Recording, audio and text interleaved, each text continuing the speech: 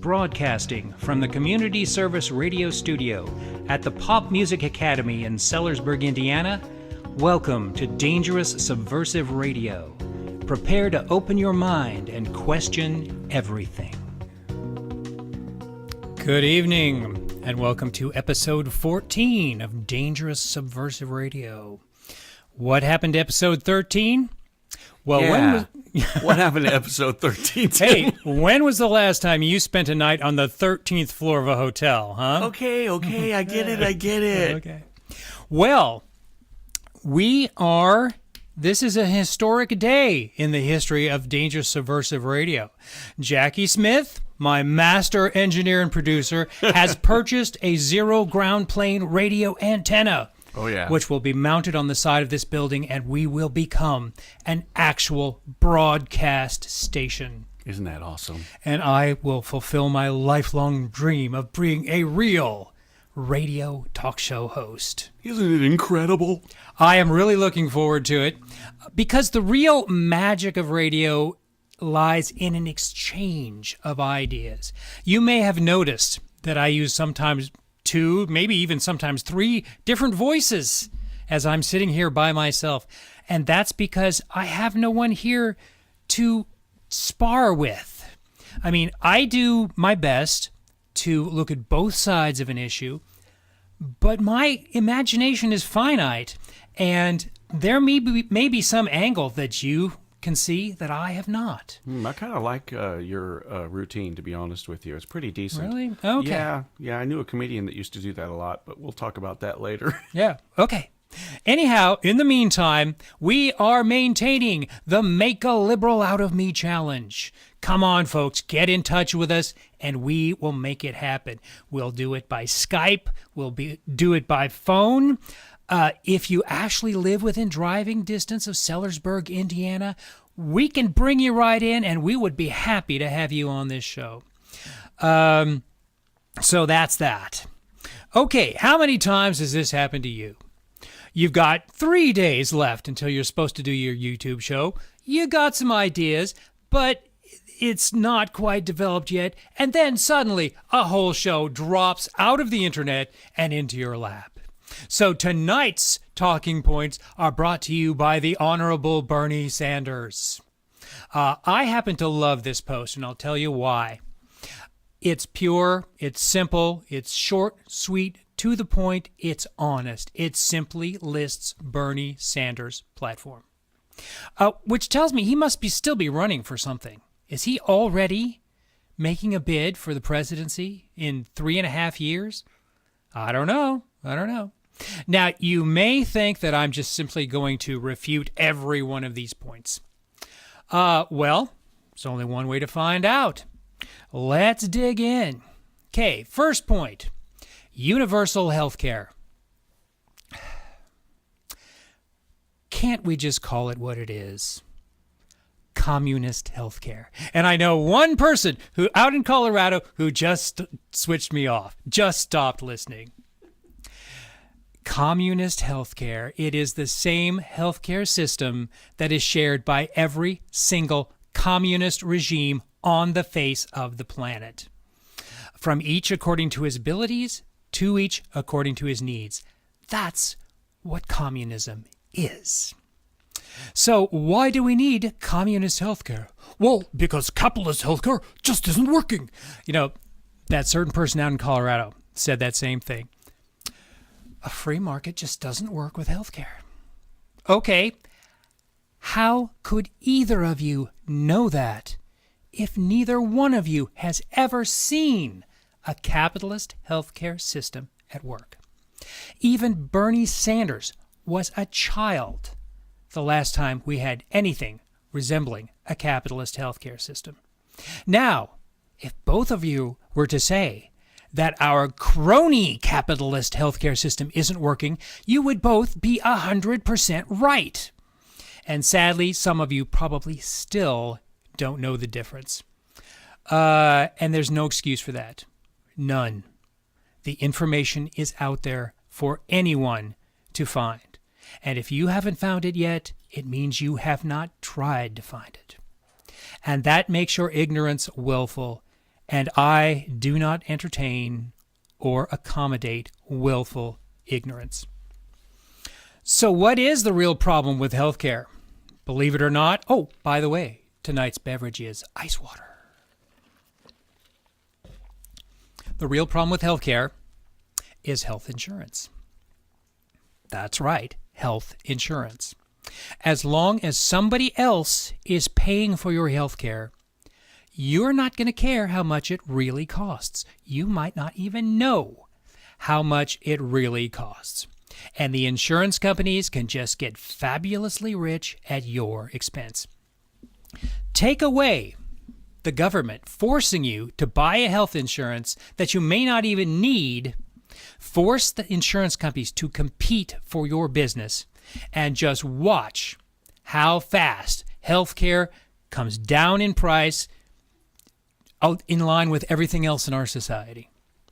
The reality is healthcare is a collection of products and services. Cheap and abundant products and services are a defining characteristic of capitalism, not socialism. Do you ever wonder? I mean, you go into a grocery store. Do you know why we have this kind of abundance in this country? This is more food than most people have ever seen in their life at one time. Why do we have this? Because the government is not involved. The government is not writing 2,000 plus page bills controlling your access to this. And that is why it is so cheap and abundant. Okay, next point that Bernie brings up. Free/affordable public college. Okay, once again, nothing is free. If you're getting something and not paying for it, someone else is paying for it and not getting it. Nothing is free. What if your boss came to you and told you that from now on he's going to take $200 out of every one of your paychecks to buy his son a new car?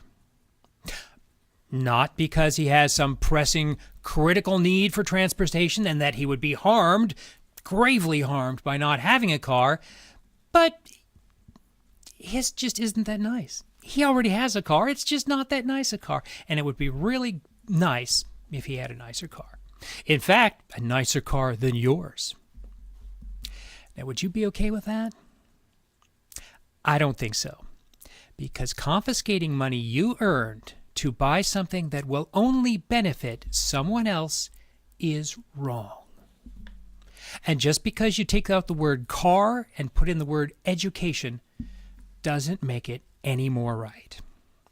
Now, it would be different if he was taking some of your money and they were taking some of your boss's money and some of his son's money to furnish something for all of you that none of you could attain yourselves because of the price and logistics involved. Things like roads and fire protection and the defense of your country, that would be different because that is the price of living in a civilized society. Which brings up another argument. This argument right here. Did you drive today? Did you take your children to a public school? Did you enjoy a safe commute thanks to traffic signals and signs? Did you whisk through your city or state on an interstate highway? Did you enjoy your running water and plumbing that properly and safely disposed of wastes? Did you enjoy clean drinking water and food that was safe to consume? Congratulations, you just participated in socialism. Really? Honestly, I could eat a bowl of alphabet soup and crap out a better argument than that. These are all very basic government services. If you're going to argue that any time a government provides any service to its citizens that it becomes socialist, then every freaking government on the entire planet is socialist. So if the entire world is socialist and socialism is so great, Why are you constantly complaining about how much things suck? Okay. Now, if you want to make college more affordable, hey, I'm all for that. But how would we do that? The fact is, as long as somebody else is paying for your college education, you're not going to care how much it really costs. And it's not going to be anything resembling the value of the college education. It's going to be the maximum amount that the college can get out of your insurer. And who is the insurer for colleges? Or college educations, I should say?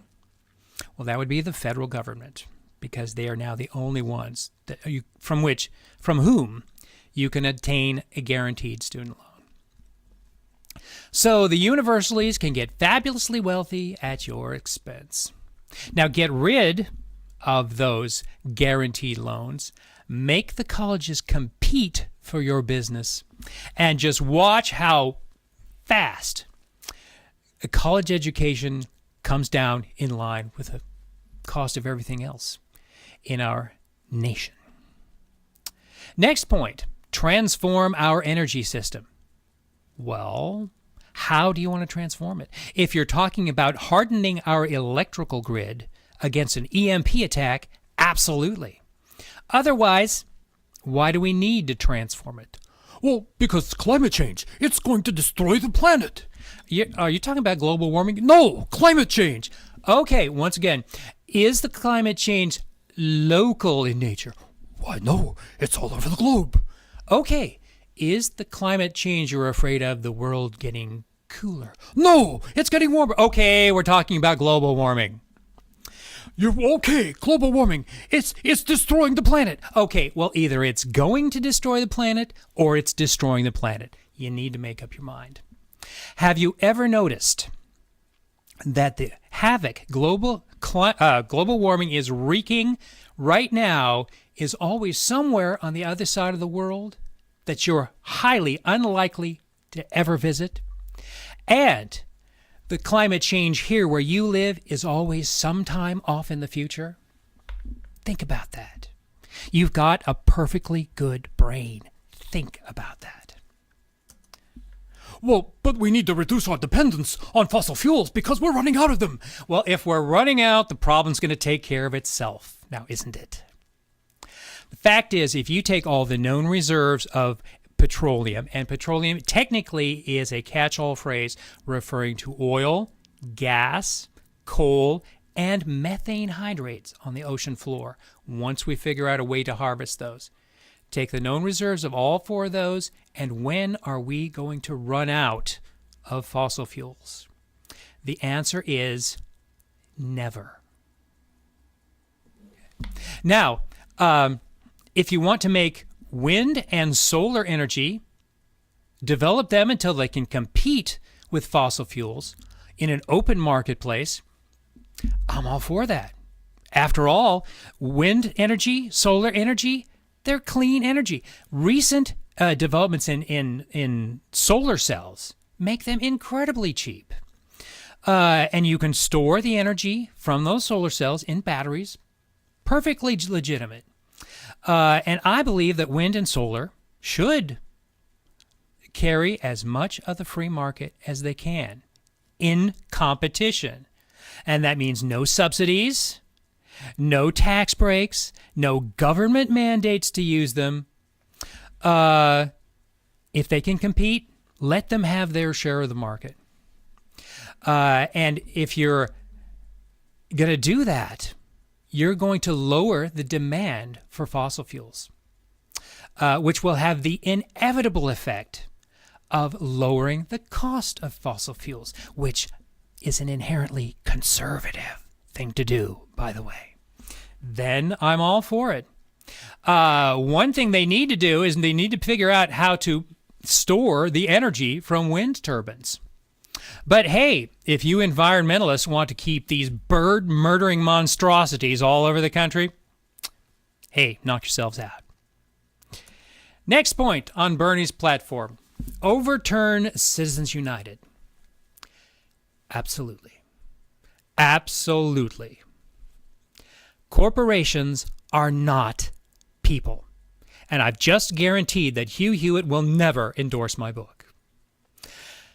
Corporations are made up of individual people who are perfectly capable of making individual decisions about spending their own money on whatever political candidate they want. Congressmen, members of Congress are elected to represent people. They are not elected to represent corporations. Citizen United was nothing but an unmitigated triumph for crony capitalism. A triumph of government of the people, by the corporations, for the corporations. Bernie and I are in absolute complete agreement on that one. Next point on his platform, raise the minimum wage to $15 an hour. Okay, if you keep the price of healthcare artificially high, making it unaffordable to most people, you harm the people who have to buy that healthcare.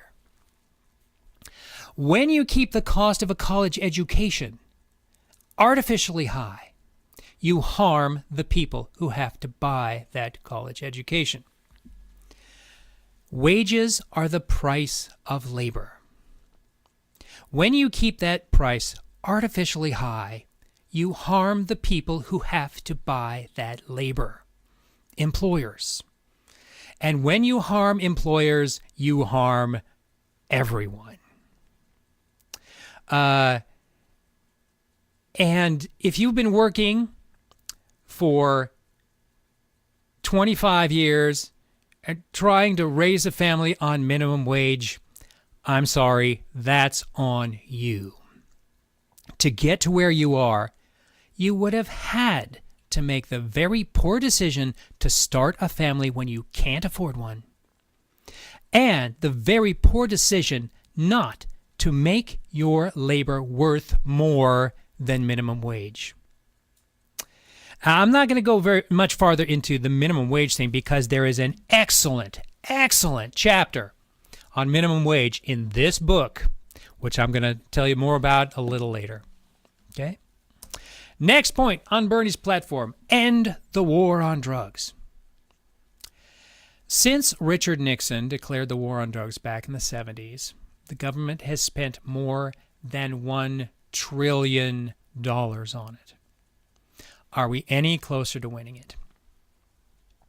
Back in 1919, the government declared war on alcohol. 14 years later, they realized it wasn't winnable, and they gave up on that. Now, many of you may not know that in my day job, I actually work as a nurse. I work in a small hospital that provides psychiatric and substance abuse treatment.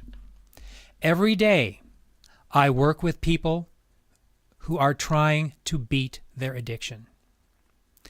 Now, you may not have any sympathy for them. I've heard a lot of people say they have absolutely no sympathy for addicts. They made their choice. The first time they decided to stick that needle in their arm, that was their choice. The first time they decided to drink that alcohol, that was their choice.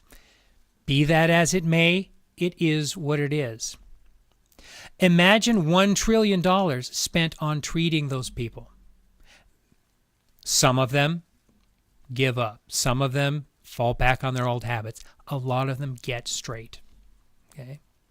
Not only would you save the money that they, catching the drugs that they take, but you would also save all the money you spend incarcerating all the people who are in prisons for drug offenses. I think that would be a better result than what we're doing now in the war on drugs. How much of a worse would things be if there were no war on drugs? That's impossible to say because we've been fighting it for the last 40 years. So that's my take on that. Maybe Bernie and I are in agreement. Maybe we're not. I'll tell you one thing. If the DEA wanted to hire me to fly one of their drug interdiction helicopters, I'm on it. all bets are off. Okay, next point. On Bernie's platform, rebuild our crumbling infrastructure. Sure. But I believe this is also on Donald Trump's platform. So Bernie doesn't really get any extra points for that. Okay, next. Raise taxes on the 1%. The top 1% pay more taxes than the bottom 95%. How much more do you want them to pay? How about all of it? Yep, just tax the 1%, take all of their money, redistribute it. In a very short time, there would be no more 1%, and they'd be just as poor as everyone else. Where are you going to get the money then? And you say, tax cuts for the wealthy. Tax cuts for the wealthy. Tax cuts for the wealthy. Tax cuts for the wealthy. And I say it like that because that's... Okay, let me explain it to you. When the rich pay most of the taxes and you give a tax cut to everyone, the people who pay most of the taxes are going to get most of the tax cuts. To give a tax cut to the poor, they first have to pay some taxes. Okay? Only in America can the people who pay most of the taxes be accused of not paying their fair share by people who pay no taxes at all. These are two facts that some people just do not seem to be able to wrap their head around. One, there has been no rise in the Earth's temperature for the last 18 years. And two, the wealthy pay most of the taxes. These are easily verifiable. They come from the government's own statistics. The government is giving these numbers. And yet there's a certain number of people out there who just, it's like, I'm not listening, la, la, la, la, la. And I can find no rational explanation for it. Next point on Bernie's platform. Stop endless military spending. I will be the first one to admit that being a senator, Bernie Sanders probably knows a hell of a lot more about this point than I do. But I do know this. Our military is the smallest it's been since well before World War II. If we had to fight World War II today, we couldn't win it. And it is my sincere belief that unless there's some very, very big changes in a lot of countries, all of us are headed for a war which all other wars we have ever fought, including World War II, will pale in comparison, both in its scope and its bloodiness. And that is the subject of a future episode. So we'll leave that there. Next point. Expand Social Security. Yes, let's expand the intergenerational Ponzi scheme that is Social Security. Ponzi scheme is a term that most of us have heard. How many of us really understand it? Named after a guy named Charles Ponzi, who bilked a bunch of people in New England out of their life savings. Here's how he did it. He gets a small group of potential investors to invest in his enterprise, promises them big profits. How does he get them? Not by actually investing the money or do anything with it, but what he does is, first of all, he takes some money for himself. Then he goes and recruits a bunch of other people, and he promises them big profits. And here's how the next thing he does is take some of their money and presents it as the profits to the first group of people. Takes some of it for himself. But now all these people are expecting profits. How's he going to get them? By recruiting all of these people to invest. Takes some of their money, pays off that second group, takes some from himself. Now there's not enough people left to invest to get these people's profits. So he takes their money and leaves town in the middle of the night. And that's much what our Congress has done with Social Security. They take the money that was set aside for these people and they spend it on other things. The Social Security fund is empty. There's no money in it. They just keep on depending on the people making all those payments into Social Security, which they go ahead and spend, to pay off the old people who are expecting that at age 65. Now, this assumes that there will always be more people paying into the system than paying out. But generations can shrink as well as grow. If every generation were exactly the same size, it would work. It'd be sustainable. Take this money, put it here. Take this money, put it here. Take this money, put it here. But really, that's exactly the same as leaving all that money where it was. Now, does Social Security need to be reformed? Yes, it does. Do you know why the Social Security retirement age is 65? At the time it was passed, the average life expectancy was 68. It was meant to provide a little bit of security in those last few years of your life. It was never meant to be a whole retirement income. It was only ever meant to supplement your own retirement plan. And of course, at the time it was passed, Social Security, and you can verify this. You can actually go into the congressional record, look at the original bill. When it was passed, it was going to be completely voluntary. But we all know that that wouldn't do, because socialism is Never, ever voluntary. Next point on Bernie's platform: end police brutality. You know, it's amazing how people at opposite ends of a political spectrum behave exactly alike. And what I mean is they will exonerate an entire group of people because only a minority of them commit barbaric acts. Well, just as I do not participate in group identity or collective guilt, nor do I participate in blanket collective honor. Of course, I'm going to obey the law. Of course, I'm going to obey the lawful commands of police if they ever have to give them to me. They haven't so far. But does the person automatically command my respect just because they're wearing a badge? I'm afraid not. They get to earn it. That individual person gets to earn it, just like everyone else. And if everyone starts off with an A in my book, I'm giving them a head start. But when I hear of a man lying face down on pavement with his hands cuffed behind his back, and that a police officer kneeled on his back until he suffocated and died,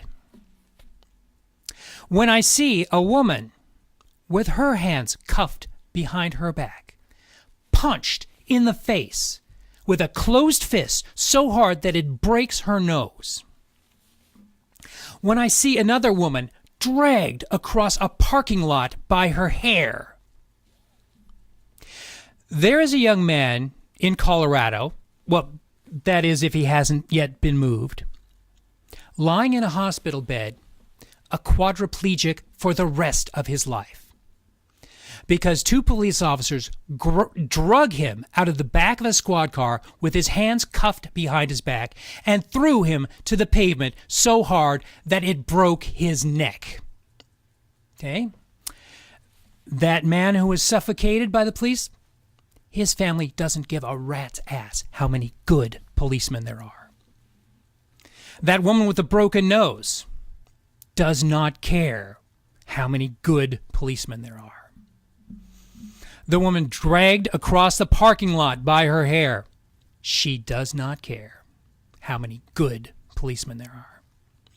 And that young man lying in that hospital bed could not give a damn how many good policemen there are. When I see these things happen, no, I'm not going to support that. And I'm not going to support it because millions of people are taken into custody, subdued, without this kind of thuggery millions of times a day. If you cannot control your anger and your aggression, you have no business being a policeman, and you should be run out of the police force. And the first people getting in line to help do that should be the good, honorable policemen. Where is the blue outrage?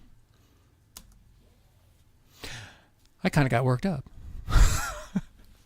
Okay, last point on Bernie's platform. Demilitarize the police. The Posse Comitatus Act of 1878 prohibits the military from being used to enforce domestic law. And that's for a very good reason. The job of the police is to serve and protect. The job of the military is to kill people and blow things up. Now, recently, I remember a presidential candidate. No, not a candidate, a president. I may be mistaken, but I believe it was in his second inaugural lecture that he said, but we need a strong national police force that's just as well equipped as the military and just as well trained as the military. I hope to God that scares you to death. If it doesn't, it should. He evidently wants this in your neighborhood with those guns pointed at you, as if you were ever going to resist anything he ever decided to do again. Well, but the military needs these kind of arms because the bad guys have these kinds of arms. Okay. Posse Comitatus does not apply to the National Guard or the Air National Guard. Now, a lot of people think that the National Guard is not military service. People accused George Bush of joining the National Guard so that he wouldn't have to serve in the military. The National Guard is military service. When I went through Army boot camp, I was a squad leader. My assistant squad leader was National Guard. There are a lot of battles during the Vietnam War where the first units sent in to combat were National Guard units. It is military service, and they have all the equipment and all the weapons you could ever need. You're just not going to have this stuff sitting around so that you send out a self-propelled howitzer every time someone pushes their dresser in front of their front door. You'll still have everything you need. You'll just have to go through due process of law to deploy them. So there you have it.